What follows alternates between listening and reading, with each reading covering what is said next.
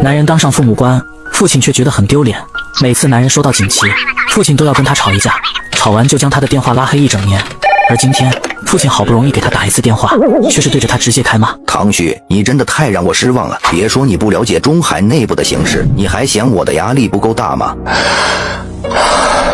爸，你有话就直说，到底怎么回事？新4厂的规划为什么要划在老厂区？唐旭，你知道咱唐家与谢东升的矛盾，你们是领导这么干，不是想激化中海内部的矛盾吗？爸，您这话我就不爱听了。北海湾工业区的整体规划是按上级领导的指示制定的，中海集团作为企业，怎么能反过来去影响领导制定决策？您这逻辑首先就不对，资本影响国家决策，这是件很可怕的事情，您可不要再胡乱说话。好，我不跟你谈大政方针，我就想问一问，你作为我的儿子，就不该为父亲想想吗？新4厂划给了谢东升，这会极大的削弱咱唐家在北海分部的控制权。我布局了这么多年，你应该知道北海对于唐家的重要性。爸，我没有那么大的权限。你有，这种官话套话，你还要往老子身上使吗？唐建业不是唐凯，他深知儿子在北海市有多大的影响力。好，就算我有，可新4厂的规划有问题吗？这些年北海市领导给中海集团划归了多少地皮？您3个厂区都建起来了，还不满意吗？我们实在拿不出更多地皮给你们了，能从老厂周围扩出来一部分供你们中海使用，市里就已经做了最大的让步。爸，咱讲点道理行吗？家是讲道理的地方嘛，你不要忘了，你是唐家的人，你不为唐家的利益考虑，你到底想干什么？爸，要是连家都不讲道理，那这天下还有公论吗？为什么非得从我手上攫取利益？我手上握着的那都是国家资源，不是唐家的资源。爸，我没有袒护谢东升，我只是就事论事。就这样吧，我累了一天，要吃饭了。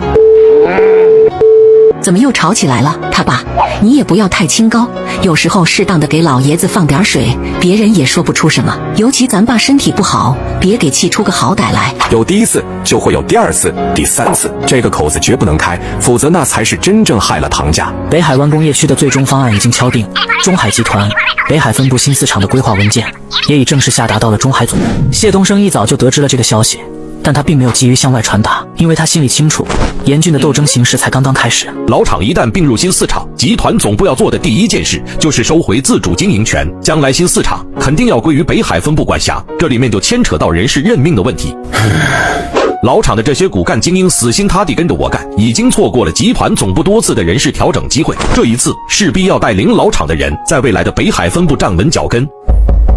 谢总，各位高层领导已经在会议室等候了。这次的会议室里几乎云集了老厂所有高层领导。谢东升并没有开门见山通知新4厂具体规划的消息，他深知公司目前迫切需要的是打稳根基，为将来的发展做准备。第一个事儿，宋总所带领的技术部最近这段时间加班加点，在新技术上取得了不小的突破。今天当着一众领导的面，在这里提出表扬，尤其是宋总亲力亲为，更要着重表扬。谢总，这个着重表扬我可不敢当，要好好表扬一下高秘书，技术不能这么快取得工作上的突破，高秘书功不可没，这是我们整个技术部的共识。谢总，各位领导，宋总真的过誉了，我只是个借调人员，帮忙打打下手而已，技术部的人才是主要力量，这份功劳我可不敢贪。小袁是我的秘书，他不管为公司做怎样的努力，那都是理所应当的，是他分内的事，这有什么好表扬的？我谢东升的手下要是连这点能力都没有，岂不是要让人笑掉大牙？谢东升这话说得相当有水平，大事给说成小事，那就证明高原的能力绝不仅于此。如此一来，谢东升再去快速提拔高原，给他更加重要的职位和工作去干，那整个公司领导层的人就不敢再有异议。梁总那边的技术改造效果也已经显现出来了，相关的数据和业绩表现的也都不错，甚至超出了预期，在这里同样要着重提出表扬。宋总，技术和维修人员的培训工作要赶快提上日程，员工的职业技能培训手册也要尽快做出来，时间不等人，这是目前咱们公司的头等大事，这个担子压在你身上，你可不能辜负了公司。谢总放心，待会儿我就回去布置任务。梁总，生产线技术改造的收尾工作你先交给别人去做，电解厂、锻造厂的厂房过于老旧，是时候翻新了，你不要心疼钱，咱们该花就花，机器该换的也赶紧换。不是，谢总，咱这日子不过了，执行命令吧，给员工创造一个更好环境，是咱们公司以人为本的理念。老厂与新4厂一旦融合，那公司的储备资金势必要纳入中海集团的财务统计，届时谢东升再想翻新老厂，不仅要跟总部打申请，批条子了，还有可能会被人从中作梗。钱要赶紧花，不行就先忙采购，把改造老厂所需的各项材料买进来，让高秘书给你打下手，算是你的临时助理吧。你也好好带带他，让他多积累些厂区规划和建造的经验。谢东升就这么不声不响，把高原的职位升了一级。虽然这个助理是临时的，但这临时的弹性可就大了，干得好直接提拔，干不好继续做秘书。哈哈哈，庭春都跟我说了，你这些日子在技术部那边表现的确实不错，没给我丢脸。谢总，我才来1个月，直接升副总助理合适吗？还有就是厂房改造的事，我真是一窍不通。这万一……谁也不是一生下来就什么都会干，不会可以学嘛。而且这还是一个很好的学习机会，多学学梁总的大局观，这对你未来的发展很有助益。可是小袁啊，我有我的考虑，这个机会对你来说也尤为重要。这样，我问你一个问题吧。谢总您问，如果新4厂一旦开建，你觉得这个担子是交给总部的人合适，还是交给咱自己人合适？那当然是咱自己人，这也是一项出业绩的工作，怎么可能让给旁人？那要是咱老厂的专业人员不足，又怎么能揽下这个摊子？况且总部那边派谁过来还不知道，万一是唐氏集团的人再给新4厂动手脚，咱这边要是没几个明眼人，岂不是要吃大亏？退一步讲，周正渊为什么要帮我？你考虑过这个问题吗？我大概知道一些，周师哥想拉拢您，进而通过您掌控北海分部。你觉得他真信得过我？小袁，周正渊只信龚大帮的人，他的目的是你坐上北海分部的负责人才是他的终极目的。可我不是龚大帮的人，这重要吗？你已经进了这盘棋，除了离开中海，你别无选择。自打你成为我秘书的那天起，估计你的档案就已经出现在了唐氏家族的桌面上。新4厂一旦划归到北海分部，首当其冲的人就是你。唐家的势力绝对容不下你这颗龚大的钉子，现实就是如此，这就是中海的大环境。你觉得自己很无辜，但别人未必会这么想，所以你能做的就是尽快提升自己的能力，提高自己的职位。若是你手里也有了分部领导席上的一炮，别人再动你就难了。可时间来得及吗？我听说分部的决策权至少得副经理以上职位的人才具备，来不来得及都必须要加紧。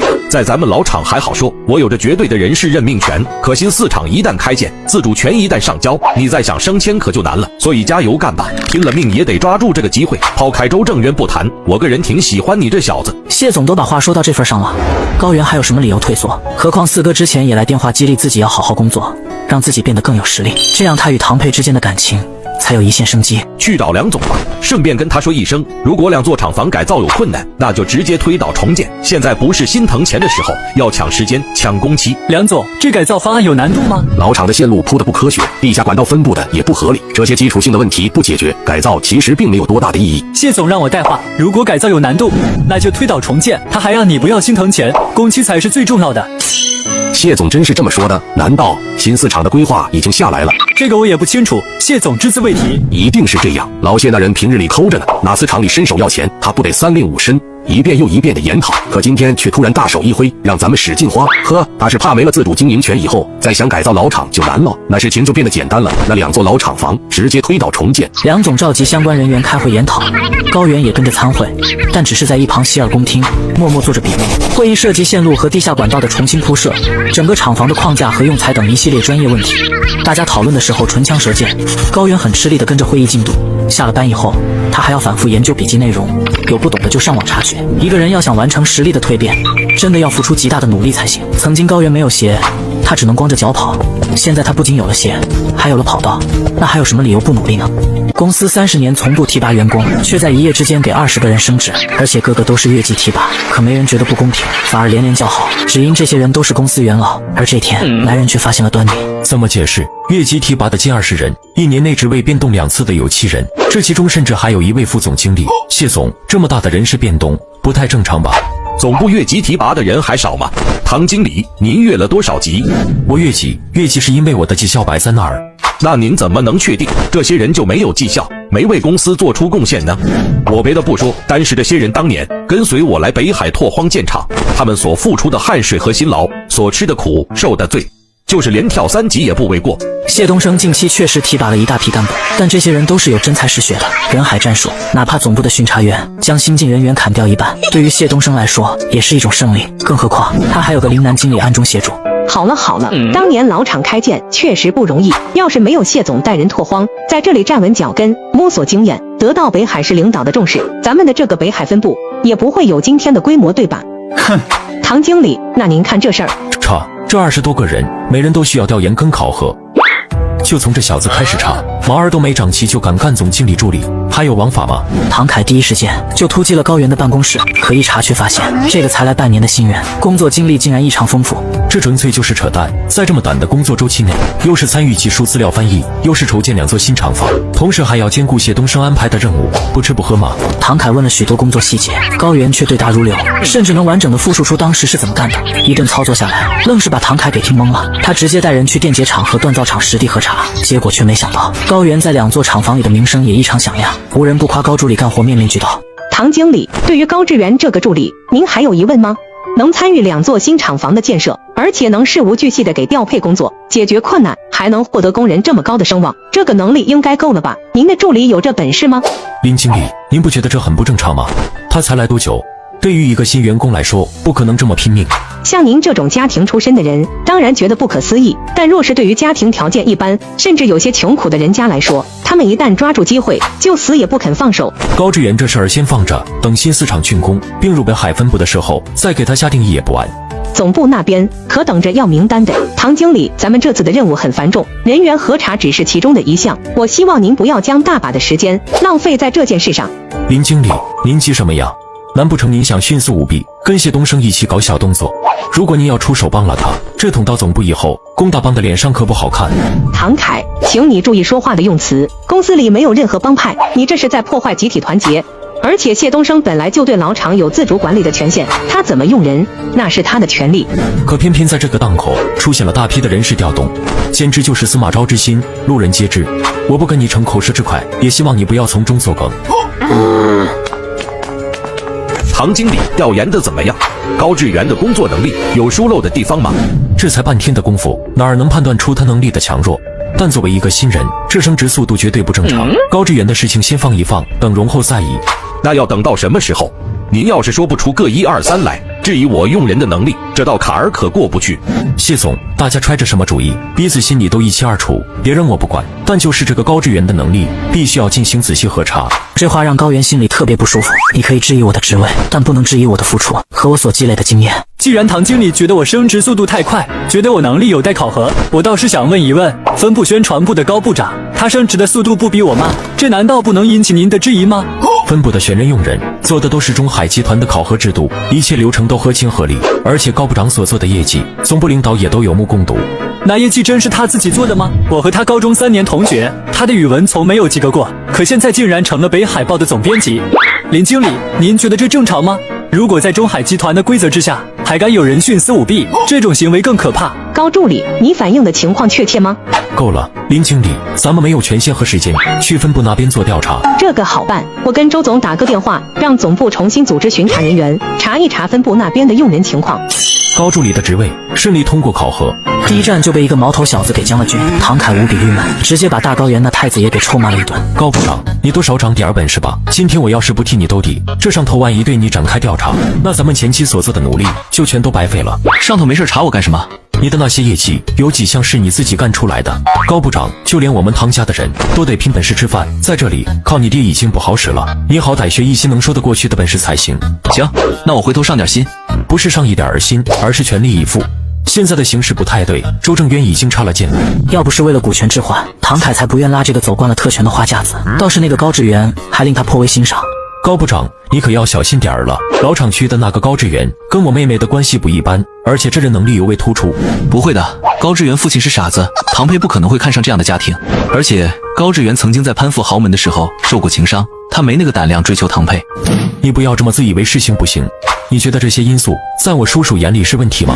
人才啊，越是大家族就越看重个人的能力和潜力。高少爷，把你曾经在江林接受的所有经验和教育全都抛掉吧。人总要随着环境的变化而变化，你父亲的那老一套，你们江林惯用的那些手腕和把戏，在这里未必行得通。这话让大高原的面子十分挂不住，简直都已经上升到了对家庭的攻击。唐经理，我身体有些不舒服，您慢慢吃，我先走了。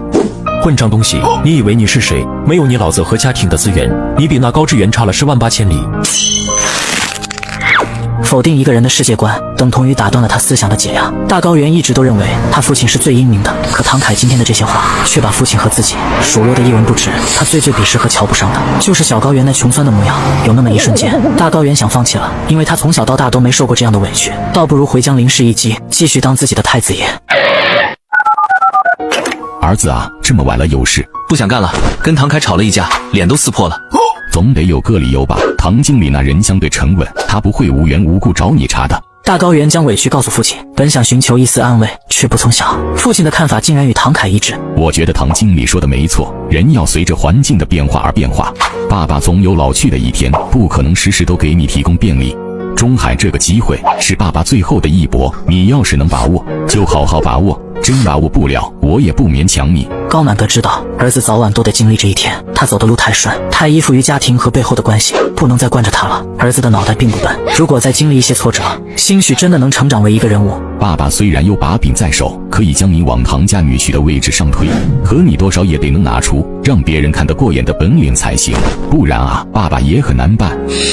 选择回家也行。这半年下来，何月的父亲何阳一直在暗示我，看看能不能促成你跟何月的婚事。这事儿我一直没表态，而且你不也一直喜欢他吗？要是真干不下去，就回来结婚吧，我也好早早的抱孙子。回老家定居，娶一个被小高原占有过的姑娘，这比杀了他还难受。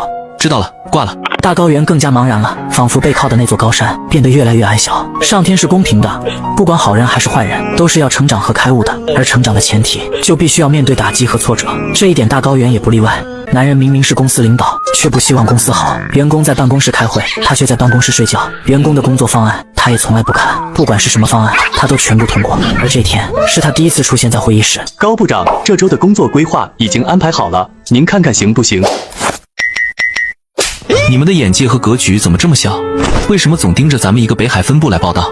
咱们就是分部的单位，不报道自家企业，还能报道什么？那分部是怎么来的？总部给建的啊。总部谁给建的？是唐建业老总主抓的，唐镇副总力推和筹划的。这难道不值得报道吗？咱们不宣传，下面的基层员工有谁知道？将来新4厂的员工并进来，又有谁能体会唐家人创业的不易？我们要在宣传上主动出击，我们要告诉所有人，北海分部就是唐家的。这周的第一要务就是做唐建业老总的人物传记，当然侧重点还是要放在北海。这的怎么写？周围的同事都茫然了。大高原手握舆论大权，只要把唐家的形象给树立起来，把唐老爷子给哄开心了，那唐佩还会远吗？北海是唐总的老家，他爱这片土地，更爱北海厂的员工们，所以才有了现在的企业啊。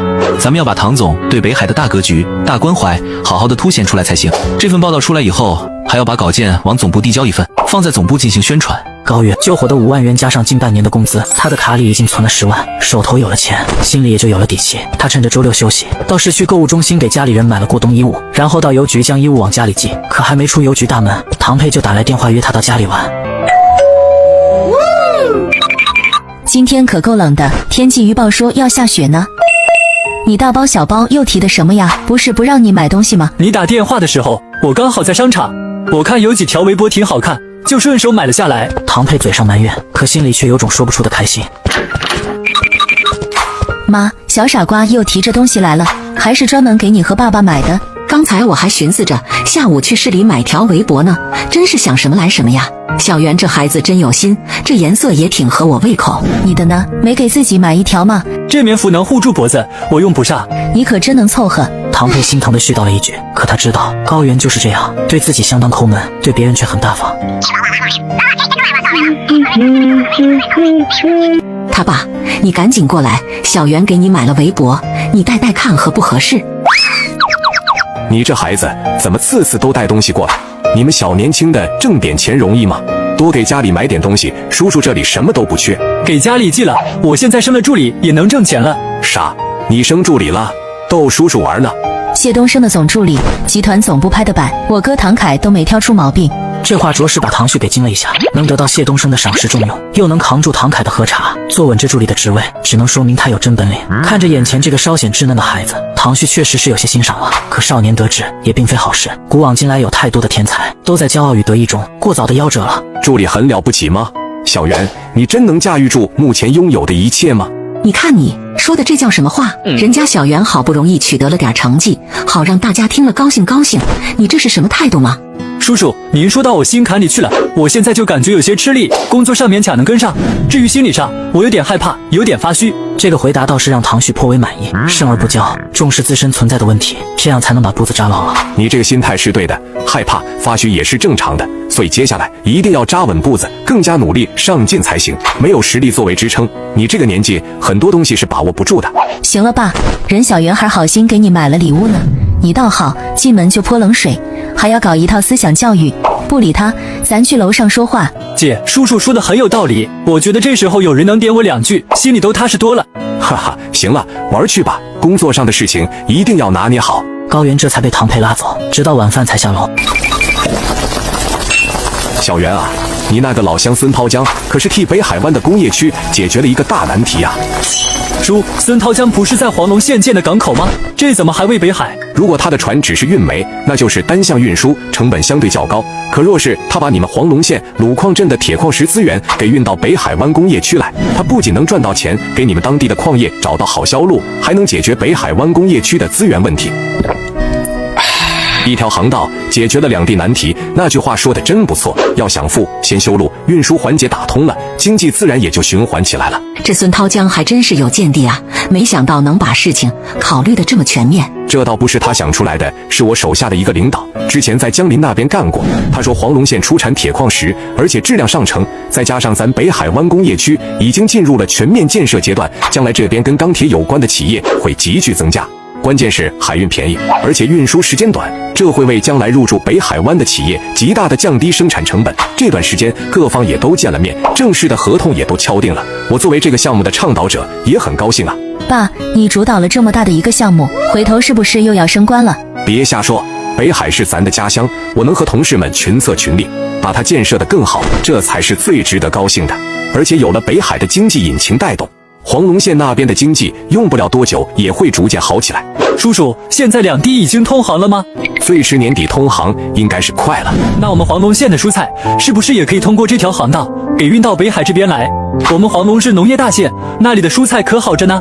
怎么这就要迫不及待想回去建设家乡了。通航之后，肯定还是以能源运输为主。孙涛江目前的思路似乎还没有涉及到其他货运，不过未来都会有的。你要有耐心，而现在你要做的就是多学本事，多积累经验。站在情感的角度来说，我很支持你成为孙涛江那样的人，但不要心急，成功往往需要慢一点，再慢一点。成功其实可以慢一些，更脚踏实地一些。那天高原心情却格外爽朗，因为一切都在朝好的方向发展，尤其这件事还关乎到自己的家乡。不是都休班了吗？怎么还一个接一个的打电话？北海这2年不是搞环保要创城吗？整个周边的石板加工企业都给停了。这事儿又不归你管，跟你联系有什么用？环保虽然不归我管，可北海湾工业区的城建不是我主抓的吗？现在老冯那边急缺大理石板材，问问我这边能不能联系到门路，而且必须得是大的供应商。现在环保这么一搞，所有厂家都停了，我上哪儿给他弄？叔叔，是那种铺在人行道上的大理石板吗？对，人行道、广场、公园就是那种普通的大理石板材。我们中海的林南经理，他哥哥家好像就是干这个的。之前我和他吃饭的时候闲聊，对方倒是跟我提了几嘴。能帮叔叔联系一下吗？饭后，高原将电话打给了林南，两人简单寒暄了几句，高原便开门见山说：“林经理，北海湾这边的城建需要不少大理石板材，之前您提过，说您老家的哥哥就是干这个的。有，现在大理石板材可是紧俏货，各地都在发展城建，我哥家的订单都排到年后去了。高助理，你这是在帮谁牵线搭桥呢？我家的叔叔现在确实急需。你这个电话，回头就说是我介绍的，让他们先谈价钱吧。如果要的货量大，我哥那边会尽量给优惠。等你们谈妥了，我再发动一下家里亲戚的场子，能安排的都尽量给安排上。哎，那我先谢谢林经理了。李楠挂电话后，唐旭赶紧将电话号码发给了老冯。叔，现在大理石板材生意这么火吗？根据我个人的猜测，未来10年，国家很可能会在基础建设领域发力，来提振经济的大循环发展。所以，关于基础建设领域的用材，在一个很长的时间内都会供不应求。很多时候，大人物不经意间的一句话，很可能就透露着无限商机。这种商机在繁华的北海市不一定有，但在贫瘠的黄龙县，兴许就是一个宝藏。男人明明还没结婚，却成了别人家的女婿，可他自己并不知道，每次来做客，这家人都会让他干活，只为让男人尽快适应自家生活。可奇怪的是，丈母娘并不希望男人太有出息。小袁这孩子越来越沉稳了，丫头以后要真和他在一起，我倒是也安心。其实我打心里是不太希望小袁有大出息的，你倒是有本事，可从小到大也没见你抽出多少时间来陪女儿，平平淡淡的挺好，多陪陪。唐佩，咱女儿的心里啊，其实缺这些东西。哎，凡事都有两面性吧，但你可不能跟小袁说这些，人家愿意怎么闯，那是人家的自由，只要唐佩不嫌弃就行了。虽然高原还没和唐佩在一起，可唐旭一家早已将他看作准女婿了。尤其唐旭对高原越来越欣赏，这孩子的未来兴许可以走得很远。爷爷，您看看这个关于您的报道。北海厂报花了整整1页的篇幅，将唐建业的生平经历以及对北海分部的卓越贡献变着花的吹嘘了一遍，看得唐建业脸色明显红润了不少。陈生这小子平日里少言寡语，怎么突然想着弄这些东西了？陈生哪儿有功夫搞这些？是那个宣传部的高部长高满德的傻儿子，干啥不行，拍徐流马第1名。之前我让他好好工作，谁知他直接朝您屁股拍过来了，这还真是个奇葩，我就没见过这样的人。凯凯，看问题可不能看表面，我倒是觉得这高部长有点意思，兴许通过他，咱们在与周正渊的博弈当中能扳回来一局。爷爷，您这话我就有点听不懂了，一张歌功颂德的报纸能起到什么作用？凯凯啊，你可不要小看了这舆论的力量，有的时候语言才是最大的杀人利器。这个高部长倒是突然点醒了我，给我提供了另一种思路。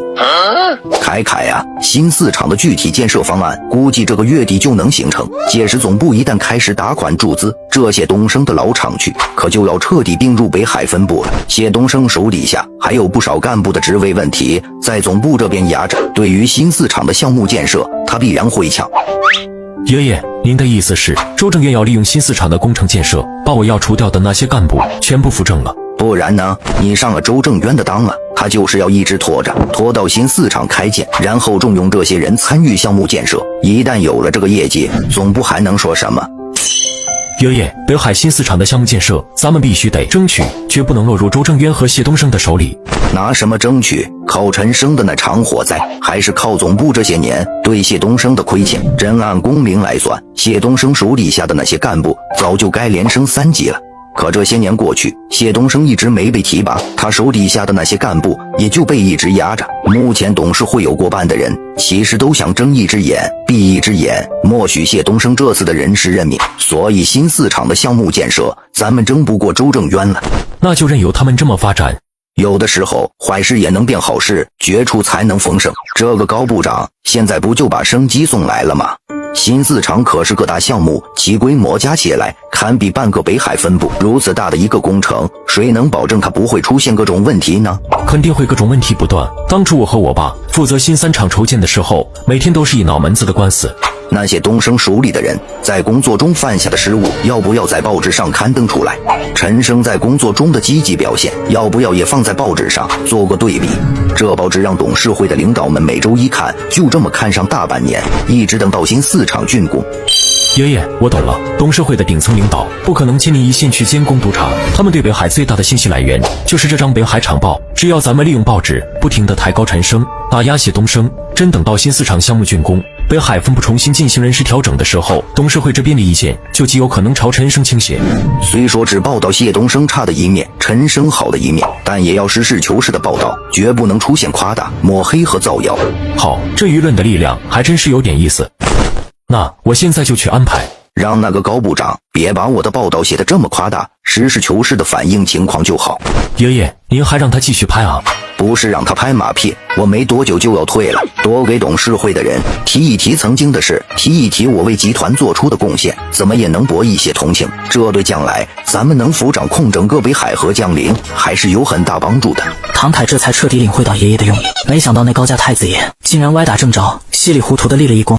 时间来到12月份，周正渊也顺利争取到了北海新4厂的项目建设权限，并交由林南带队写相关技术人员和集团总部的规划指示，来到了谢东升的老厂区。总部的意见是明年年底交工，所以事不宜迟，咱们必须得利用年前这1个月，将前期的准备工作做好，最好年假一过，咱们就破土动工。这时间是不是有点紧？厂区的建设规模太庞大，而且后期还要牵扯采购机器的事。机器采购的事由唐镇负责，总得给唐建业一点甜头，不然的话，这项目扯到明年也不一定能落地。更重要的是，唐镇有谈判和采购这些机器的经验，董事会的人也倾向于让他来操作。这唐镇甘愿给咱们出力，倒是喜闻乐见啊，挺好。如果刨去机器采购的事宜，1年时间内，厂区建设按时交工，应该没有太大的问题。接下来的任务繁重，高原也忙碌了起来。唐佩已经适应了他的忙碌，好在这小子还有点良心，无论再怎么忙，他每周都会尽量挤出半天时间来家里坐坐。虽然他来的目的主要还是跟自己讨教采购和财务上的经验。这几个月，高原在繁重的材料筛选、合作考察和谈判任务中度过。时间一晃，这马上都要到年根了。可谢总完全不提放年假的事，梁总和其他几个领导私下里也已经决定在单位过年了，只是高原1年都没回去了，他对家乡思念的紧着呢。怎么样，你那头的事儿应该差不多了吧？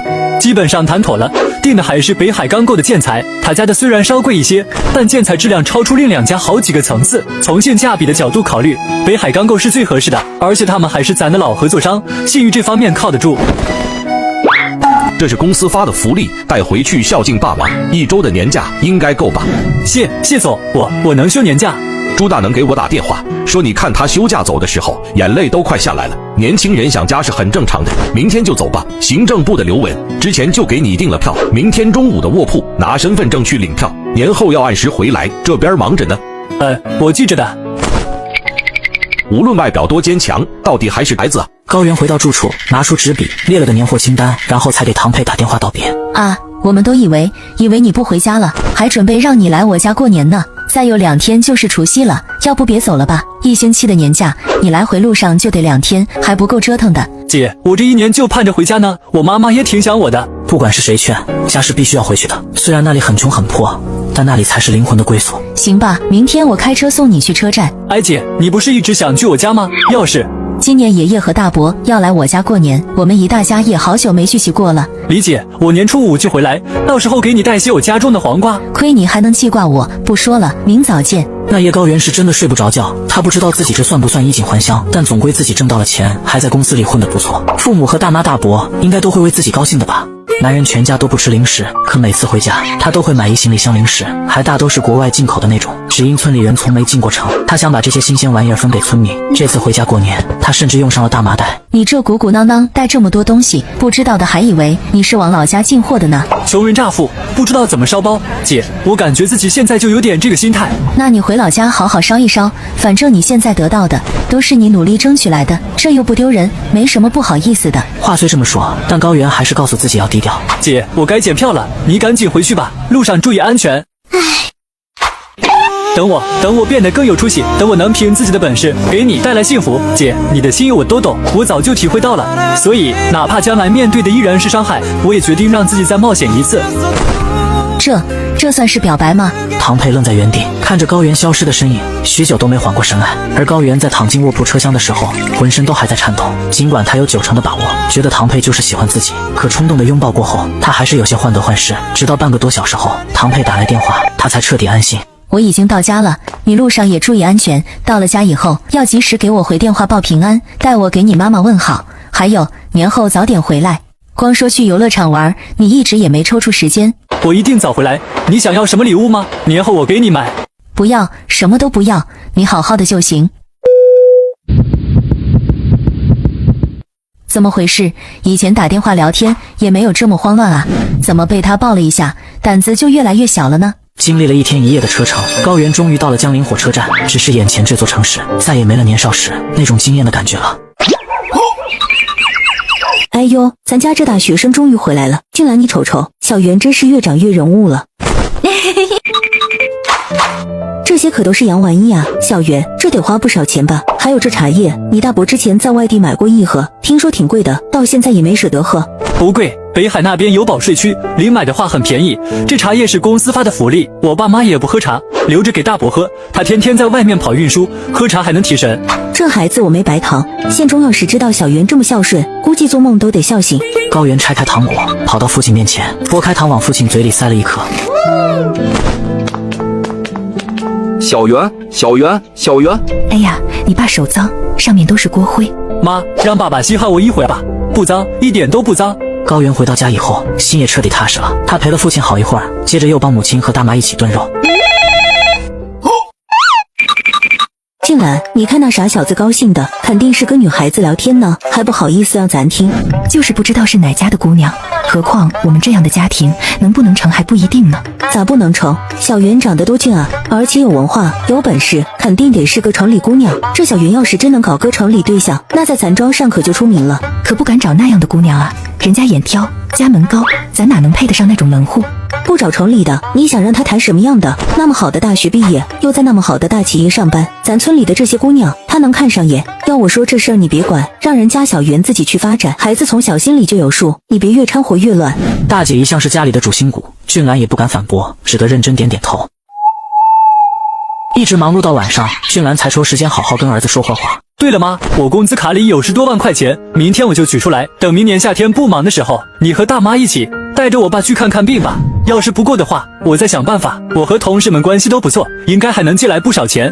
你爸的事情不急，现在得紧着你。咱村里的萝卜头比你还小1岁的，人家现在都2孩子了，你过年就23了，这个岁数还不赶紧成家，村里人都该说闲话了。妈，城里27、8结婚的人多了去了，我才刚毕业，这个事情不急的。咋不急？你的事就是咱家里最大的事，这钱妈给你存着，我这几年种棚，你大妈也给我分了不少钱，除去你上学的花销，我还存了6万多。唉，房子也老了，你真领个姑娘回来，咱这家哪能行？住都住不开，也没啥摆得上台面的家具。我琢磨着明年建个新房子，也置办上一套家具。现在什么都涨价了，一套房子建下来，我估摸得5万左右，再弄上新家具，没有1万也下不来。所以我这6万得花在咱家的门面上，为你找对象做准备。妈，建房子的钱您该花就花，这个千万不能省。但是给我爸治病的事也不能耽搁，钱要是真不够，我就去想办法，这个不用您操心。你咋想办法？还不是要管别人借，这借了就得还，还要欠人家情。唉，你大伯在外面给打听过，说你爸这种病不好治，而且还拖了这么长时间。保守估计的话，没有10几万的手术费下不来，毕竟是大脑受的伤，而且就是花了钱，还不能保证一定能治好，跟个无底洞似的。那也得治，无论如何都得治。你听妈讲，往后你搞对象还需要钱，真要是搞个城里的，那不还得买楼房吗？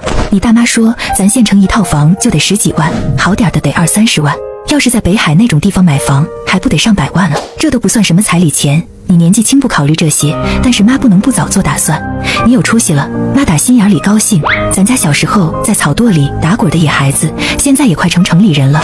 你爸爸的事先放着吧，等你成了家，日子稳定了，真有了余钱，咱们再顾你爸这头。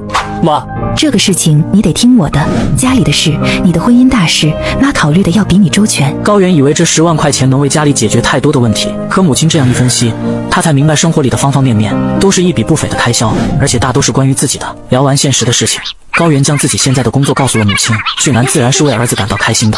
可转念一想，他又提醒道：小袁啊，回头跟别人说话的时候客气点，越有本事越要客气。再就是你大伯大妈那边，你最好也不要提。为什么？大伯大妈要是知道我在外面混得好，肯定也会特别高兴的。他们确实会为你高兴，可还有大江呢，他不太想在部队里待了，明年就准备复员。你大妈面上不说什么，其实心里挺失落的。你们俩从小一起念书，一起上学，可你越来越好，大江他啥也没捞着，你要是再显摆，那不是往你大妈伤口上撒盐吗？也是。高原低下头，心里特别不是滋味。如果自己高中时能硬气一点，反对大江学篮球，兴许现在大江的人生又是另一番景象了。小袁，刚才有个同学给我那儿打了电话，说是找你的。同学？他说提小八你肯定知道，我还记了他手机号，让你今天联系他。小八是高原的高中舍友，两人在一起吃了3年的饭，只是后来大学不知道彼此的手机号，也就没怎么联系。他接过纸条给小八回了电话，小八告诉他明天同学聚会，让高原一定要去。啊，大家都去吗？现在联系上的有7、8个，我再打电话问问别人。见面地点在咱学校东面的饭店，你赶着10点左右到就行。高原特别想问一问何月是不是也过去，可他没问出口，就是去了。见了面又怎样呢？他父母那座大山是两人永远都绕不过的坎儿。且头2天他刚跟唐佩表白过，心里可不能再有乱七八糟的想法了。女人只是跟男同事说了2句话，就被父亲关进家中，不仅1个月不能出门，就连手机也被没收。而这只是因为男同事穿了条破洞裤，父亲认为对方买不起裤子，怕女儿被一个穷鬼给拐跑。何月他爹真不是什么好东西，墙头草，势利眼，生怕他女儿被没权没势的人拐走。同学聚会何月没来，高原有些失落，可他没想到小八也在市一期工作。回家的路上，小八主动跟高原说起了何月。小何月现在变化太大了，平日里打扮得特俗气，追他的人倒不少，可他每天都冰着一张脸，任谁也看不上，感觉整个人都跟魔怔了似的，哪儿还有高中时那么活泼开朗啊？他应该是没忘记当年的感情，他应该是一直都在坚持，跟他父母做着沉默的对抗，可这样又有什么意义呢？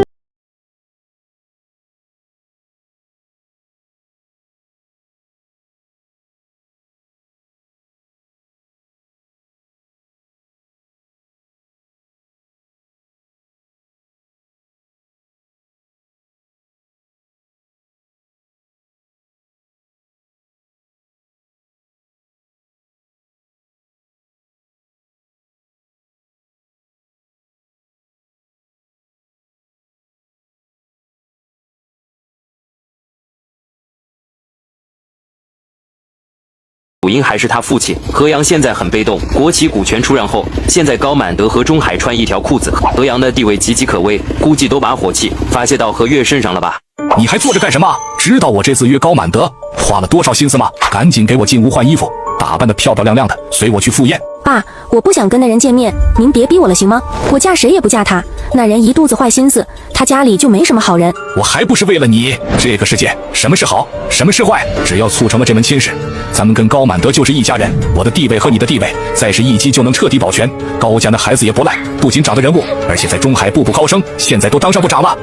这样的你都看不上，你到底想要什么样的？爹是傻子，娘是种地的，你就喜欢那种土里土气、老实巴交的窝囊废。我告诉你，除非我死了，否则你就给我断了这念想。再有，你都这么大了，该为家里着想了，当个阔太太不好吗？何况人家还不一定能看上你。何月真的好痛苦，哪怕不是他心爱的小圆，哪怕是任何人都好，可唯独不能是那个恶心的大高原。当婚姻与利益纠缠在一起的时候，何月是那么的无力，他只期望大高原不要看上自己，让父亲彻底死了这个心。高原回到家后，终于在除夕夜见到了自己牵挂的大伯。小圆，毕了业还顺利吗？工作怎么样？工作还可以，一切都比较顺利。大江在部队也待不下去了，准备明年复员回家。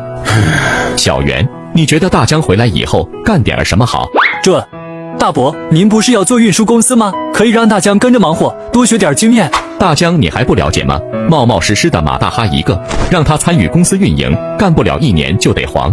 若是让他跟着出车，又怕他吃不了那份苦。况且大江太莽撞，万一出了交通事故怎么办？大伯，大江都长大了，比以前更沉稳了，你应该多给他一些信任。当年他练篮球，我给的信任还不够吗？大江复员后想回来当村干部，为村民办点实事，你觉得这靠谱吗？这当然好，高王庄的确需要一个为村民办实事的人，而大江天然就有种领导力，且他对高王庄的情感不比自己少。大江能有这份心，那真是太好了。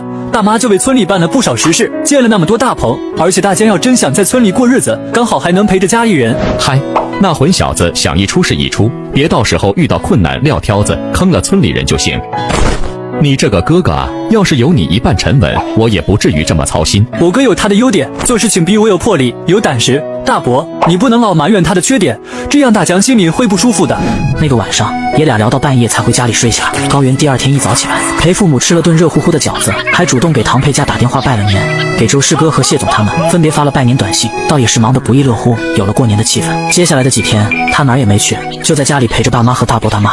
大伯，孙涛江您认识吗？听说您跟他哥哥挺熟络的。涛江我还能不认识？不过人家现在厉害了，现在是黄龙岗的老总，买卖越干越大，货船都通到北海去了。那我明天要是回北海的话，能不能蹭他的货船坐？毕竟坐火车太绕路了，但坐船的话，最多5个小时就能到。这个好办，我明天开车送你过去，顺便带你见见涛江。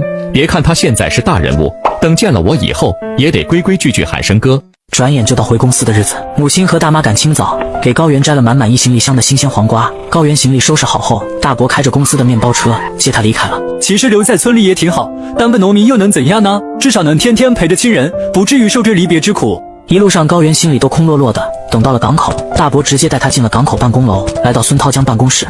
建中哥怎么来这么早？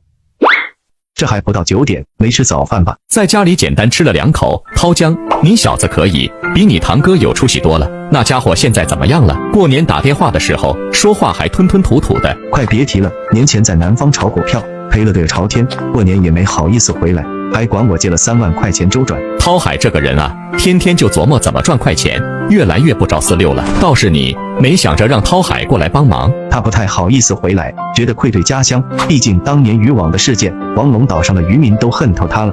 由着他去吧，凭他的脑子，踏踏实实干个买卖还是可以的。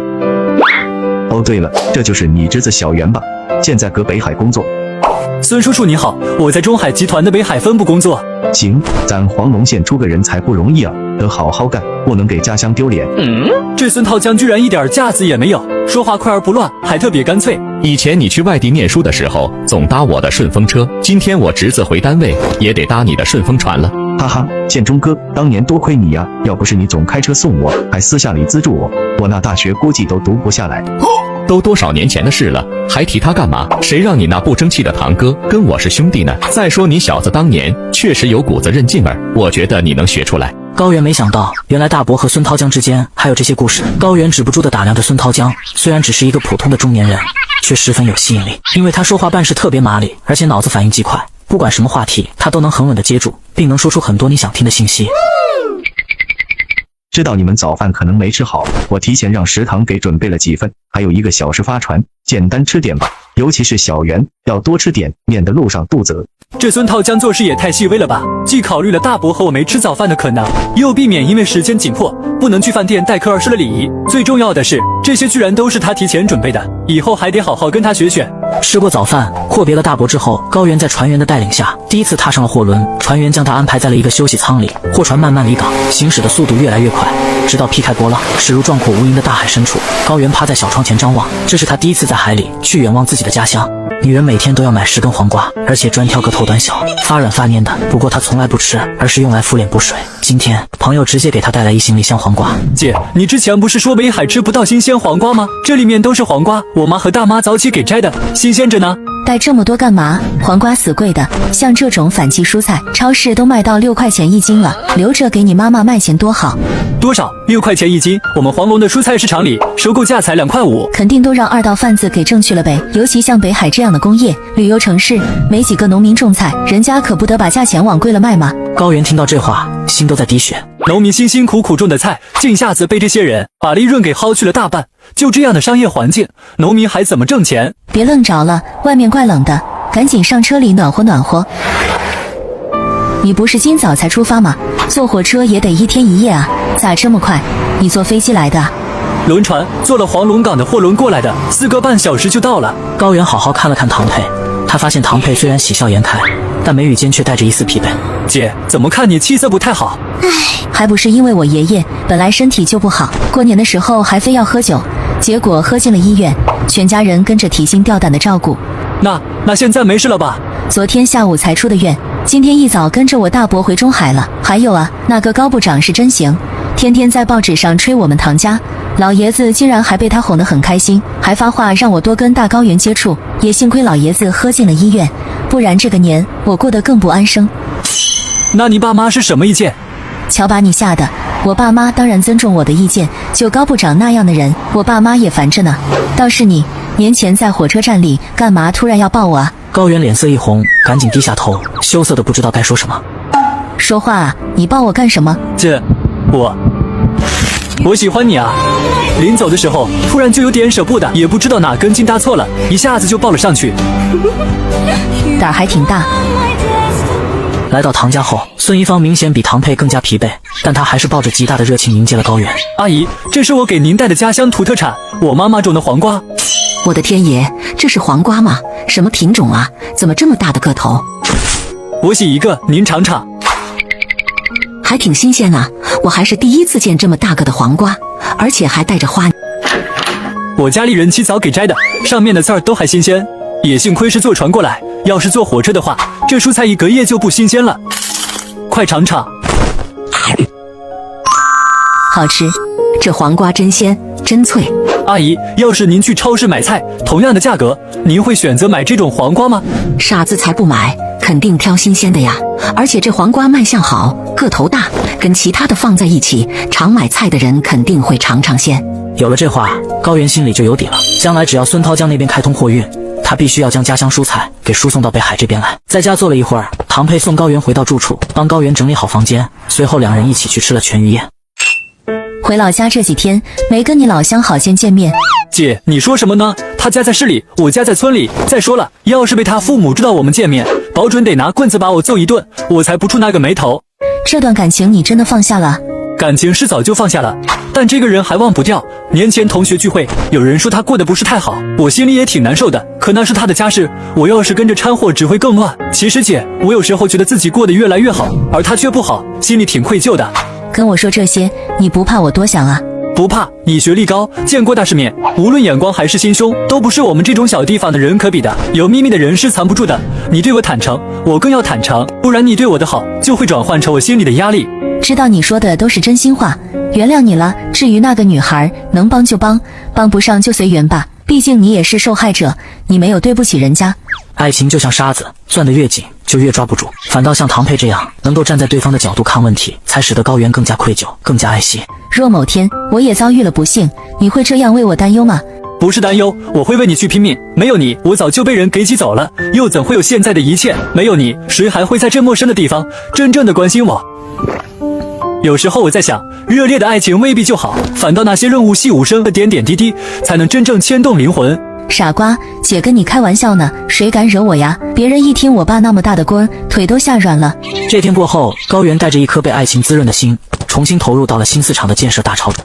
可大高原竟然也来凑起了热闹，他身后跟着一帮宣传部的人，手里又是拿相机，又是拿稿纸，不像是来做报道的，倒像是专门找毛病的。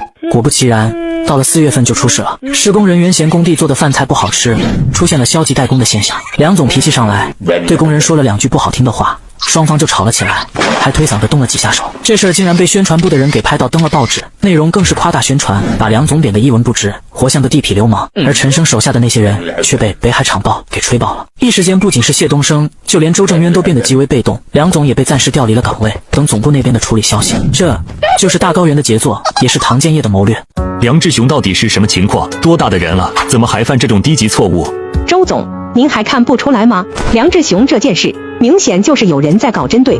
我当然能看出来，可梁志雄骂人打架，是不是确有其事？关键那还是施工方的人，这影响很不好。万一事情传出去，以后谁还敢跟中海集团合作？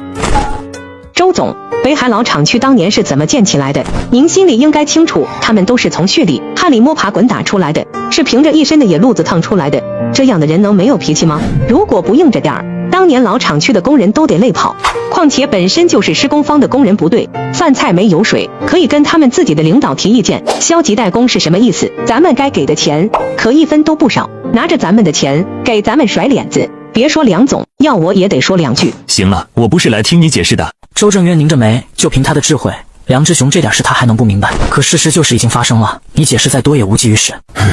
林南每天抽出2小时时间，对老厂区所有中高层领导集中进行素质教育和企业文化培训。谢东升的手下离开中海太久了，心也太野了。他自主经营倒没什么，可现在他们都是中海的人了，代表的是中海集团的形象，一定要把他们的工作作风给矫正过来，不然的话，今天是梁志雄，明天可能就是宋庭春，甚至谢东升。唐建业这招是真狠啊，他分明就是要利用这个弱点肢解谢东升的团队。周总，有这么严重吗？马上组织开会，培训工作也要赶紧做起来。那北海厂报明显就是一步棋，稍有不慎，谢东升就有可能被将死。所以在这件事情上，绝不能有一丝一毫的马虎。周总，梁志雄的事情您得给伸把手啊！这近半年的接触下来，梁总那人确实有真本事，而且为人品性也不错，是个实干派。就是工作的时候脾气急，但他真没什么坏心眼儿。我能不知道帮？那是谢东升的左手，真要是被砍掉了，整个北海分部的格局都会洗牌。可唐建业那只老狐狸，算是看到荤腥了，现在誓死咬着不放，我也很难办。你跟谢东升说，这事儿不用他操心，让他把一切精力都投入到厂区建设和人员的素质培训上去。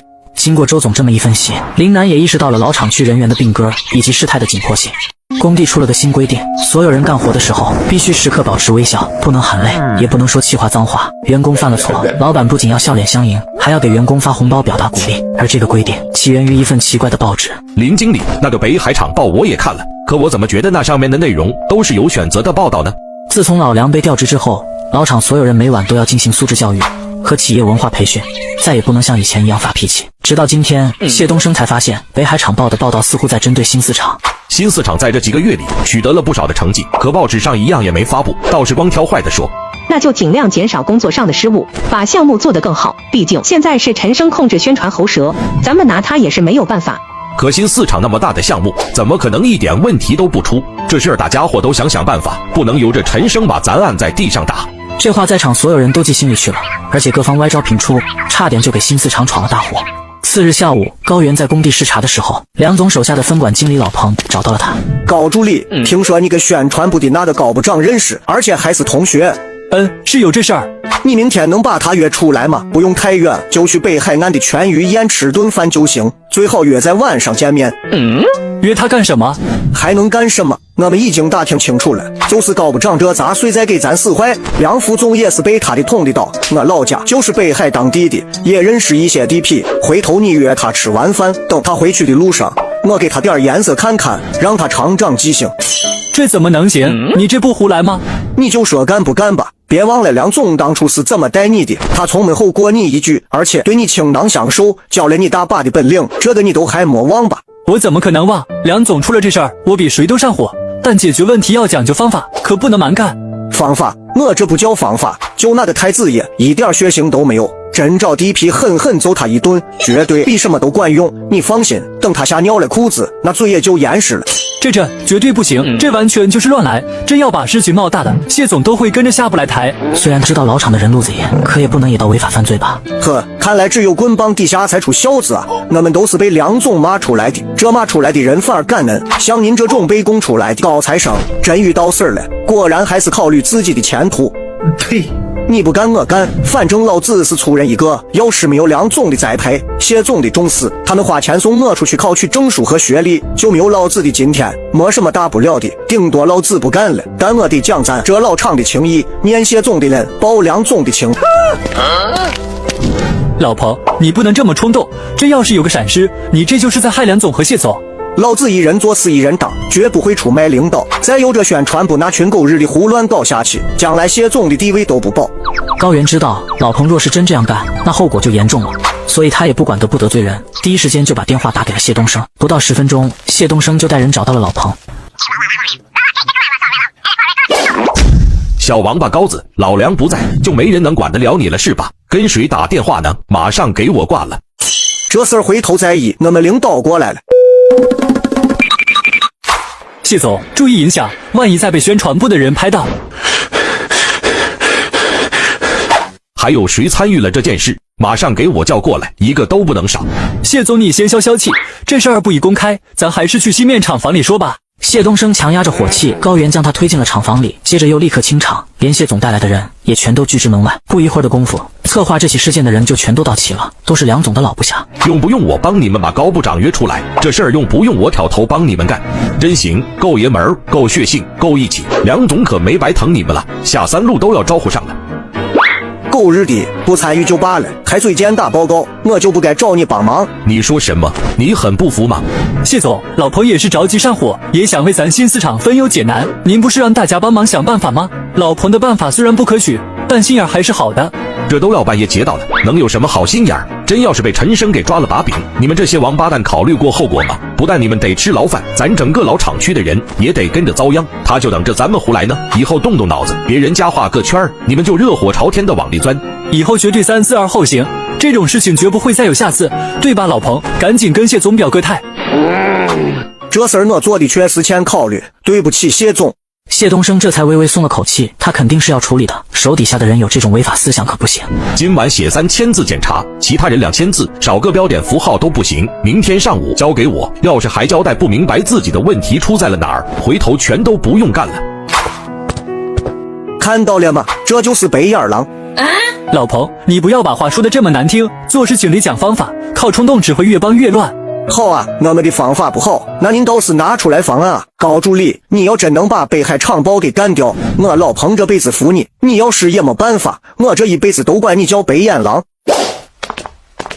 高原呆呆地站在厂房里，心里说不上是什么滋味。老厂区的人确实好相处，都是直脾气、大嗓门，干起工作来也实在。但这样的人都有一个通病，那就是义气大于理智。这才出了梁总一件事，大伙就乱了阵脚。回头再出几件事，就以老厂人的脾气，那还不得闹翻了天。必须得干掉北海厂报，不然的话，将来的事情真的不可想象。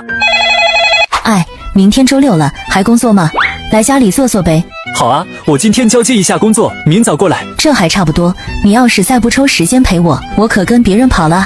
你可不会，等新4厂的项目竣工以后，我们老厂区的领导都会搬到分部的办公楼去，到了那时候，咱俩就能天天见面了。保不齐我的办公室就在你隔壁呢，回头你别嫌我烦就行。真的？我怎么没听说这事儿？真的，以后老厂的办公楼会给改建成员工宿舍。那真是太好了，到了那时候，你得天天跟着我吃饭。那天对唐佩来说无疑是幸福的，因为在他单调的生活里又多了一个盼头。将来若真和高原一起工作，还不得开心死啊！周六上午，高原刚进唐家门，孙一芳就递了把拖把给他。小袁啊，来得正好，快来帮阿姨大扫除。妈，你可真会使唤人，小傻瓜好不容易休息一天，还要帮你干活，你就逮着老实人欺负吧。啥叫帮我干活？小袁还是家里的外人啊，大小伙子一个，不帮着干点体力活，光坐办公室哪行？阿姨说的是我巴不得干点体力活，疏松一下筋骨呢。阿姨，先从哪边干起？地下1楼交给你和妮子，这一层我来打扫，2楼和阁楼是刘嫂的活。高原是第一次来地下1层，周围的空间很大。他到卫生间接了水以后，拿着拖把忙活了起来。唐佩就负责擦家具，两人边干边笑，偶尔还会对视两眼。高原来到了仓库，他发现架子上竟然有很多唐叔叔的精美照片。姐，这里有不少唐叔叔的照片呢，我看周围的墙挺空的，要不咱把这些照片给挂上吧？你可别，我爸最不喜欢显摆，而且他们这些当官的最烦跟企业有太亲密的联系。头2年我爸去金辉集团视察，后来金辉的老总竟然把我爸视察的照片挂在公司大厅，给他们公司做宣传。我爸知道这事以后，在电话里差点把对方给骂哭了。真的假的？我爸最烦这个，不然能让这些照片吃灰啊。他那洁身自好的性格，你又不是不了解，咱中海总部都不敢挂他照片，老领导都知道我爸那脾气。听了唐佩的讲述，高原的脑海里猛地闪过了一道光，新4厂的被动局面似乎有办法挽回了。为了升职，男人每天都要写报道公司的负面事件，这些事件大到领导决策错误，小到员工随地吐痰，就连公司的猫随地撒尿，他也要报道。然而公司一堆成就，他却只字不提。这天找不到素材的他，直接将主意打到死对头身上。小袁，在新4厂里有哪些人你看不惯，或者是你升职路上的绊脚石，你跟我说，然后提供一些他们工作上的疏漏，这样我的北海厂报既有内容可写，还能帮你铲除敌人。出卖同事这种事情，高原打死也不会干，加上梁总的事，他现在看大高原更是不爽。这个有矛盾的同事确实有几个，但现在谢总和林总对项目抓得严，谁也不敢出现纰漏啊。至于老厂的生产，都是宋总在抓，他那人本事太大，想找他的破绽更是难如登天。不急，你慢慢想。我正愁这期报纸出什么呢？李总出差不在，该写的报道都写遍了，总不能这周的报刊开天窗吧？总部那边的领导都看习惯了，这突然少一期没跟上，估计总部的人该怪我能力有问题了。听到这话，高原知道时机成熟了，这个时候引诱对方掉进自己的陷阱，大高原不仅不会怀疑，甚至还会感谢。最近新4厂确实没什么疏漏，倒是什么？倒是你那报纸上有个很大的疏漏。什么疏漏？我怎么没发现？唐家的人你都给报道了，可为啥不报道唐佩的父亲呢？你觉得单凭中海集团这个外来户，若是没有唐旭的帮助，中海能花到这么多地皮，能顺利开建吗？可唐旭不是咱集团的人啊，他可是北海市的领导，放在咱厂报上报道，这合适吗？那北海分部能在这里正式投产，是不是也是唐旭的政绩？这整个北海湾的开发都属于唐旭的政绩范围，你不说我不说，这事儿谁能知道？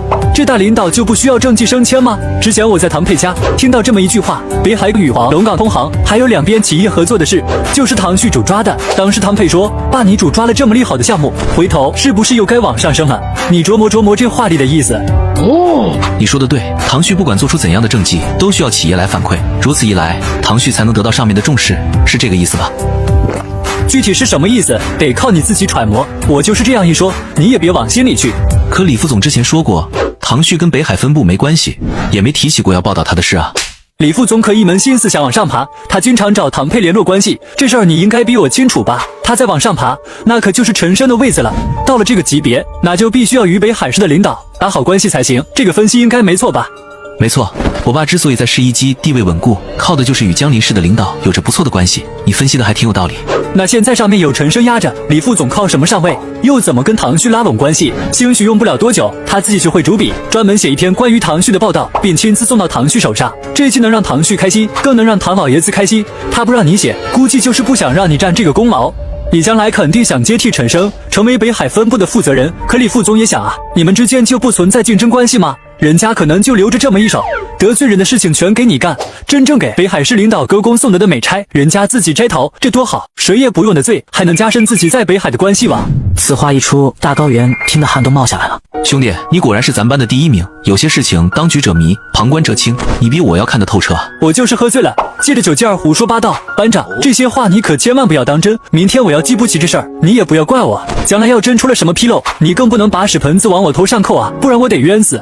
跟你一点关系都没有。狗日的李金川，没想到他还留了这么一手。什么唐旭不是公司的人，什么不宜过度宣传，那唐旭的老爹唐建业都被吹成那样了。我看他也是兴高采烈，急着把自己的名字往上加，而且还加在头一位。这轮到跟唐旭搞关系，他自己竟然想吃独食。哼，趁你不在，老子得先把这桃给摘了。高原知道这件事过后，也许那压在新四厂头顶的愁云很快就能迎来新的转机。第二天，高原刚到办公楼就被老彭拦住了去路。昨天我都看见了，你跟那王八蛋到底在密谋什么？要是让老子知道你跟那混蛋合伙在脏新四厂，看我不找人办了你！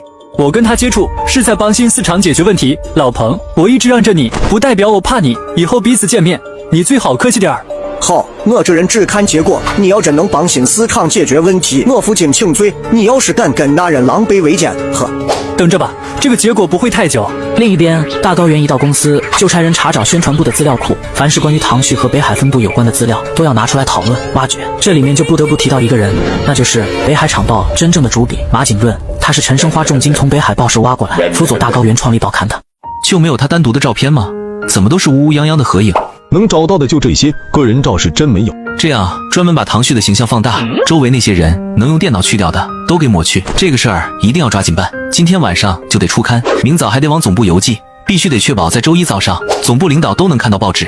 马景润根据现有资料亲自主笔写了起来，但他写的小心翼翼，尽量站在客观公正的角度阐释内容。可大高原看到第一稿却直接否掉了。你这不是从材料上直接抄的吗？工作要是这么简单，还要你这主笔有什么用？高部长，这牵扯到市领导的报道，最好还是谨慎一些比较好。你这是照抄，不是谨慎，拿回去好好润色一下，一定要突出唐旭先生对咱们北海分部的贡献。最终，那篇稿件写出了一种十分暧昧的姿态，内容模棱两可，仿佛北海分部是靠着唐旭的影响力才发展壮大起来的。周一早上，唐建业看到报纸的内容，气得满脸通红。陈生是不是活腻歪了？这种低级的错误也能犯？爷爷，陈生和李金川去江陵出差了，如果有他俩把控，绝不会捅这么大的篓子。我猜是下面人擅自写的，尤其那个高家太子爷，这事儿八成就是他一拍脑门儿，把马屁拍到了我叔叔那里。我之前还跟你提过这事儿，那家伙对我妹没有意思。就这样的蠢货，也配娶我唐建业的孙女？这份报纸有没有在总部传开去？把所有的报纸截留下来，绝不能让周正渊看见。爷爷，这报纸是周正渊的秘书在楼下亲手递给我的。你，唐建业眼皮一翻，当场晕了过去。而在北海，当唐旭看完报纸上的内容后，气得直接把筷子拍在了桌上。这是哪个王八蛋敢在报纸上散播这种谣言？陈生呢？你马上给陈生打电话，让他立刻来家里见我。爸，陈生和李副总去江陵出差了，所以我猜这篇报道应该是宣传部的高部长自己倒腾出来的。高部长就是以前来咱家穿的不三不四的那位。除了他还能有谁？咱唐家人都快被他报道完了，只是我怎么也没想到他竟然能把主意打到您头上。那你就把他叫来，这个事情必须得说清楚。我一直避嫌再避嫌，这陈生的脑子被门挤了吗？怎么挑这么个孬种管宣传？这么多天下来，我想过无数种办法，想把唐建业的这招阳谋给化解，却不曾想对手竟然能把自己给蠢死了。唐旭作为是领导，你可以说他对整个北海湾有功绩，甚至对北海市有功绩，这都无可厚非。可你要说北海分部这个企业里有唐旭的一份功劳，这性质可就变了。哈哈哈哈！陈生的脑子是不是被车撞了？这么低级的错误，他是怎么犯的？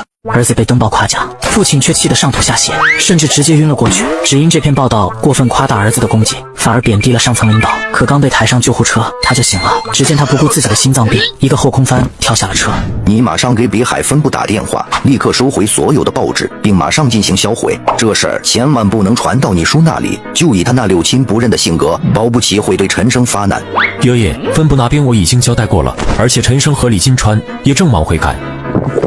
那就召开董事会吧，该来的总会来，这个事情是躲不掉的。爷爷，这合适吗？周正渊也知道您身体不好，所以到现在一直按兵不动。不行，咱先去医院休养几天，等身体恢复好了，再回公司也不迟。爷爷患的是心病，这事儿的处理结果下不来，就是住在好的医院也无济于事。扶我上楼，马上召开会议。唐建业并不知道，儿子唐旭已经看到了报纸，而且现在正将大高原叫到了家中。叔叔，这内容写的还行吧？如今唐旭都要亲自见我了，看来这一期的北海场报刊发的很成功啊。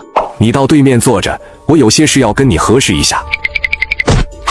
打开手机给录个像吧，万一回头有什么闲言碎语，我也好为自己澄清。叔叔，你们这是干嘛？这报纸是你负责刊发的，你是总编辑，简单做下自我介绍吧。大高原倒真不客气，他巴不得在唐家人面前好好表现一下自己。唐叔叔好，我叫高原，现任中海集团北海分公司宣传部部长，同时兼任北海场报总编辑。关于我的这篇报道是谁撰的稿，又是谁审的稿？这篇稿子是我通盘把控的。唐叔叔，您觉得还可以吧？那我们再来继续探讨几个问题吧。首先，这张照片是哪来的？我怎么不记得自己曾在北海分部拍过这样一张照片？我们宣传部的资料库里都是您和其他领导一起视察的合影，您的单人照片实在没有，所以我只能让手下的人用电脑给修改合成了一下。不过里面的场景都是真的，背景是您曾视察过的挤压车间。大高原主动承认了，这照片是合成出来的。好，然后我们再来看这段话。在唐旭先生的大力推动下，北海分公司各项业务都取得了重大发展。你们说这段话的根源是什么？事实依据又是什么？您之前去厂里视察，不是发表过几段重要讲话吗？我们就是根据您的讲话精神，才写出了这段内容。那你们为什么不写清楚？你不觉得这段话很有歧义吗？不知道的还以为我给了北海厂某种特权似的，写报道要讲究严谨性，你们怎么能模棱两可呢？还有这句，唐旭先生多次率队考察，亲临北海厂一线，深切关心北海分公司各项产业发展。你们这句话的根据又是什么？我记得每次去你们公司考察，都是咱北海的大领导率队，我负责陪同，怎么就成我率队了呢？你先回答，我有没有率过队？这不是为了突出您个人吗？确实每次考察都是你们市领导集体出行，但我们考虑到宣传的需要，所以才稍加做了改动。唐旭思维缜密，极为冷静地继续问道：你说到了重点，突出我个人这个事情是你们宣传部的主观意愿，还是我唐旭让你们这么报道的？这个事情得说清楚。那自然是我们宣传部的主观想法，您这样的身份不可能参与我们这种小厂报的策划宣传。还有这里，那天唐旭花了整整15分钟，把整篇报道给剖析了一遍，彻底解释清楚了那些模棱两可的地方。尼尔，都录下来了吗？都录好了，待会儿我就给您存到电脑里。行了，高部长，你可以走了。走，叔叔，您叫我来就不谈点别的？大高原一脸茫然，从进门到现在，他还没弄明白唐旭和唐佩到底要搞什么。这还没进入正题呢，怎么就要撵人？你还想谈什么？回去告诉陈生，这报纸要办不好，往后就不用办了。你跟他说，这是我的原话。丫头，送客吧。大高原就这样稀里糊涂被送出了门外。等再次回到客厅，唐佩却满脸不悦。爸，这就完了？这造谣公职人员怎么不给他点颜色看看？倒算不上造谣，主要是内容模棱两可，打擦边球，看得人心里很不舒服。如今事情都澄清了，那小子也挺配合，我犯不上跟他一般见识。不会对您造成什么影响吧？丫头，你这就属于受害者有罪论了。造谣的是北海宣传部，我能受什么影响？何况我行得正，走得直，这样的报道就是个笑话。你觉得传出去会有人信吗？就是一份企业内部报刊而已。估计现在中海集团的领导已经成了热锅上的蚂蚁，他们会第一时间辟谣和处理的。唐佩心里还是生气，他巴不得父亲借着这次机会好好给大高原一个教训。可唐旭不仅不再生气，反而还笑了起来。过年的时候，你爷爷和大伯提起的那个高满德的儿子，就是这位高部长吧？除了他还能有谁？爸，我可警告你，这事您可别跟爷爷、大伯一伙儿。你们要敢逼我，看我不跟唐家断绝关系。你应该谢谢这个高部长，如今闯了这么大的祸，估计你爷爷和大伯对他也失望透顶了。所以你跟小袁的事情，往后应该是没什么阻碍了。你爷爷身体一直不好，我还总担心他拿自己的病情来朝你逼婚呢。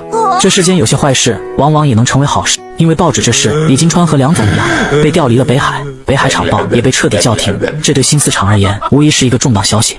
你说那个高部长也是，这陈生和李金川前脚刚走，他后脚就给惹出了这么大的乱子，到底还是年轻，没经验啊，竟然把企业和市领导搅合在一起，这马屁真是拍过头了。那高部长我有所耳闻，他之所以能在北海混得风生水起，靠的是他老子手里的股份。唐建业一直想布局江林，掌控是一机，所以对这个太子爷也是睁一只眼闭一只眼。大的项目从来不敢让这太子爷挑大梁，所以才给他弄到了宣传部。可就是这样一个不温不火的部门，他也能给闯出这么大的乱子。不得不说，这个高部长也是人才。两位老总，你们真以为是那高部长太愚蠢？不然呢？他倒不是愚蠢，只是经验太少，更不了解北海这边是领导的行事作风。之前金辉集团的老总拿唐旭的视察照片挂在他公司里做宣传，最后被狠狠训了一顿不说，现在也不招是领导的待见。这陈升和李金川也是心大，他们就没有考虑到那高部长会拿唐旭做文章。时也运也，老梁之前不也是一招不慎被别人给抓了把柄吗？所以这工作上的事啊，还是要谨慎再谨慎。我觉得小袁那孩子就不错，心思格外缜密，做事滴水不漏。大家伙要是都有他那种工作的状态，我也不用天天为你们提心吊胆了。可老彭却越听越觉得这事蹊跷。那天高助理和对方一起去吃了饭，第二天高助理就说能处理好北海长报的事情，难不成这件事真的是高助理在背后操作的？林总、谢总，我觉得事情不可能这么巧合，你们要是有时间，可以找高助理谈谈。高助理这人不耐邀功，兴许他就立了一个大功，只是人家闷头不说而已。老彭已经开始对高原有些崇拜了，可此时高原的心里还是很不舒服。尽管他十分清楚，以唐叔叔的工作能力和为人处事，绝不可能被一张小小的厂报所影响，大家不可能轻信报纸上的谣言，但背地里借用唐叔叔的力量，还是让他觉得备受煎熬。男人去找老丈人喝酒，可刚进门他就全身发抖。看到老丈人后，他更是吓得尿裤子，甚至直接晕了过去。只因他找人造谣了老丈人，心里太过紧张害怕。而今天他是特意来坦白的。叔叔，我想跟您说个事情。哦，专门找我说啊？怎么？难不成这俩人已经水到渠成，要跟家长坦白了？说吧，我听着呢。宣传部的高部长是受了我的引导，才报道了您的事。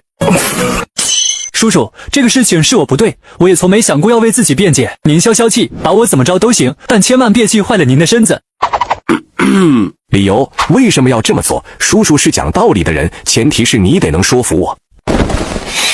北海厂报的事情，唐佩姐最有发言权，她知道那张报纸会给我们新四厂带来怎样的影响。姐，您能客观地跟叔叔阐述一下吗？唐佩气归气，但他们这个小家终究是讲道理的，在没弄清事件的原委之前，他们都不会轻易下结论。北海厂报在内容的报道上确实是有选择性的，那报刊从不报道新四厂的利好消息，反而专挑新四厂的毛病刻意宣传。爸，我不是偏袒小袁，如果我是新四厂的人，也会恨得牙根痒痒。梁志雄您应该知道吧，之前您还总夸他是谢东升手下第一干将，可现在他已经因为北海厂报的刻意夸大，硬生生被诬陷走了。啊，梁志雄被调走了，这不胡来吗？什么时候的事？高原将事情原委经过全向唐旭坦白了。那高部长就那么傻，你说什么他就信什么？他喜欢唐佩，所以对您进行吹嘘，就成了他最原始的动机。当然，他还拿出了很多利益作为筹码，想让我透露一些新四厂的工作纰漏，我自然不会答应，所以将计就计，就把他引向了您这边。所以你就想借此机会除掉这个情敌？他算不上情敌，唐佩压根儿不喜欢他。但是叔叔，有一点我不知道您清不清楚，北海分部一直在跟高部长的父亲高满德交涉股权置换的事情，可为什么一直拖到现在，却迟迟谈不下来？首先，高部长喜欢唐佩，接着唐凯又曾把他带到您家里，算是进行过一次相亲。过年的时候，唐老爷子还可以提起过，让唐佩多跟高部长接触，甚至有牵线搭桥的意思。所以把整个事情联系起来，我猜测高满德在拿股权置换的事，威胁唐老爷子促成唐佩与高部长的婚事。唐旭没想到眼前这小子心思竟然这么缜密，他仅靠推理竟然就猜到了所有的事，而且句句准确。唐佩很讨厌高部长那个人，唐老爷子万一真施加压力，这不是让唐佩为难吗？我不想看到我姐因为这事儿伤心，所以干脆一不做二不休，直接断了高家的这个念想。如今高部长闯了大祸，估计唐老爷子也对他失望透顶了。那你要这么说，我还得谢谢你了。叔叔，我怎么想的就怎么跟您说，但这件事的起因确实是我利用了您的影响力，说破大天我也逃不过这个罪责。但我也清楚，叔叔您行得端，坐得正，群众的眼睛是雪亮的，一张小小的厂报对您不会产生什么影响。当然，事实也证明您经受住了考验，大家根本就不相信那些胡编乱造的事。那听你的意思，还是代表群众考验我了。小袁啊，其他的我就不说了，这个事儿也已经过去了。但我还是想问你，为什么不提前给我打招呼呢？叔叔，这就是我最痛苦的地方。您是唐建业老总的亲人，而周正渊是我的引路人，没有他，我不可能来北海，更不可能在谢东升那里受到重用。我从一开始就不想卷入任何争斗，可不知从何时起，我身上已经被贴上了龚大棒的标签。有了这个标签，我势必就要与唐家对立，所以这样损害唐家计划的行为，我又怎敢跟您商讨？您不同意又怎么办？如此一来，我们老厂的人只有死路一条，甚至铤而走险去犯法。其实这些事情我完全可以不说，但今天我登门来道歉，把所有事情都客观的讲出来，就是不想对不起您。错了就是错了，叔叔，具体该怎么处理我，您发话吧。话都说到这个份上了，唐旭还能怎么样呢？主动坦白和被动查清，这是两码事。行，看在你这么坦诚的份上，这个事儿就先过去了。但是你记住，在这件事情上，你欠了叔叔一个人情。叔叔，我欠您和唐佩的人情，又何止这一桩？大某可以当着您的面发誓，这是最后一次。我也知道凭您的能力，根本用不上我做什么。但若有一天您能用上我，只要不违法犯罪，我绝不皱一下眉头。那你以后怎么办？今天叔叔也把话给你挑明，你是不是准备和唐佩在一起了？高原心里猛地一怔，这一天终究是来了。叔叔，我爸爸的病情，大夫说能治，而且这些年一直都有转好的迹象。至于我个人，今后在工作上会更加努力，绝对能给唐佩一个美好的未来。可唐旭压根就不关心这些，在他眼里，这些根本就不是问题。小袁啊，重点不是这个，哪怕将来把你爸妈接到咱家里来住，我也举双手欢迎。该就医就医，该请护工请护工。你觉得咱家差这点实力吗？最头疼的是你的身份问题啊！你现在帮着周正渊对付唐佩的爷爷，可万一你和唐佩在一起了，你是不是又要帮着他爷爷去对付周正渊？只要你人在中海集团，这就是你必须要面对的问题，而且这中间不存在中立。我爸和周正渊的矛盾几乎是不可调和的。不站队能怎么着？小袁干好自己的工作就行了，为什么非得掺和这些事？先说你爷爷，如果他知道小袁有这些本事，那不得拼了命的砸资源将他扶持起来。就算你爷爷这头有我给顶着，可小袁跟周正渊怎么相处？那是他的学长贵人，小袁能狠得下心与周正渊斩断关系吗？所以这个事情才是最复杂的。除非离职中海，可真离了中海，你爷爷又会觉得他没有利用价值，反倒会在你们俩的事情上横加阻挠。清官难断家务事，唐旭这个一方大员还真是被这个事儿给愁到了。如果你真爱唐佩的话，那你愿意跟周正渊斩断所有关系吗？只有断了这层关系，才能得到他爷爷的认可，不然的话，孙女嫁给周正渊的人，老爷子气都能气死。我甚至都有些怀疑，周正渊将你安插过来，而且还不阻止你跟唐佩交往，是不是就是他下的一步棋？如果真是这样，那就太可怕了，他这是冲着老爷子的命去的。此话一出，高原后背的汗都下来了。想想毕业那天，周正渊鼓励自己与唐佩交往，还说只要有能力了，唐建业就会对自己妥协。难不成周师哥真的是在利用自己？唐旭不想给高原施加太大的心理压力，望着高原满脸忧郁的模样，他也只能开怀一笑。哈哈，这些都只是我个人的猜测。小袁，不要有太大的心理压力。作为一个父亲，我肯定站在你和丫头这边，所以别瞎想了，万事都有我顶着。洗洗手，准备吃饭吧。高原哪还有心情吃饭？不过那晚他倒是喝了不少酒，看着他一个劲的喝闷酒，唐家人也没制止他，只是默默陪着他。第二天，高原刚到工地，就被谢总给叫进了办公室。北海厂报的事情，你就不打算跟我汇报一个具体情况？那个宣传部的高部长犯蠢犯的也太是时候了吧？您怎么知道这件事跟我有关？老彭都跟我和林总说了。小袁啊，这个事情你可真是大功一件，不仅为咱们新四厂解决了隐患，也让周总那边化被动为主动，打了一场漂亮的翻身仗。这话如果放在以前，高原肯定会格外开心，可现在不一样了。谢总，从技术资料的获取到如今北海厂报的停刊，我所做的这些事情够还周总人情了吗？你这话是什么意思？